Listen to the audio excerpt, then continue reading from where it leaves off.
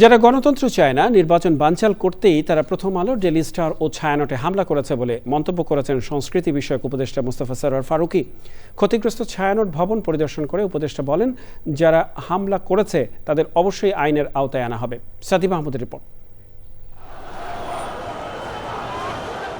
ইনকিলাব মঞ্চের আহ্বায়ক শরীফ ওসমান হাদির মৃত্যুকে কেন্দ্র করে বৃহস্পতিবার রাতে প্রথম আলো, ডেইলি স্টার কার্যালয় ও ছায়ানট ভবনে হামলা এবং অগ্নিসংযোগের ঘটনা ঘটে। ক্ষতিগ্রস্ত ছায়ানট ভবন পরিদর্শনে যান সংস্কৃতি উপদেষ্টা মোস্তফা সরোয়ার ফারুকী। ঘুরে দেখেন সেখানকার ক্ষয়ক্ষতির মাত্রা। যারা গণতন্ত্র চায় না, তারাই বিভিন্ন স্থানে হামলা করে দেশকে অস্থিতিশীল করার চেষ্টা করছে বলে মন্তব্য করেন তিনি। এটা অ্যাবসলিউটলি নির্বাচন বানচাল করার লক্ষ্য। আপনি দেখেন, এটার সঙ্গে প্রতিবাদের কি সম্পর্ক? আপনি কার প্রতিবাদ করছেন, কার বিরুদ্ধে প্রতিবাদ করছেন? আমরা আজকে দেখেন, যেই মুহূর্তে জাতি হাদিকে নিয়ে শোকাতুর থাকার কথা, যেই মুহূর্তে জাতির কথা বলার কথা হাদিকে নিয়ে, আজকে আমাদেরকে কথা বলার প্রসঙ্গটা ঘুরিয়ে দিয়েছে কারা?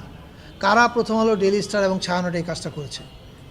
যারা করেছে তারা ডেফিনেটলি বাংলাদেশের ডেমোক্রেটিক ট্রানজিশন চায় না। সংস্কৃতি উপদেষ্টা বলেন, দলমত নির্বিশেষে একটি অসাম্প্রদায়িক বাংলাদেশ গড়তে সরকার কাজ করে যাচ্ছে।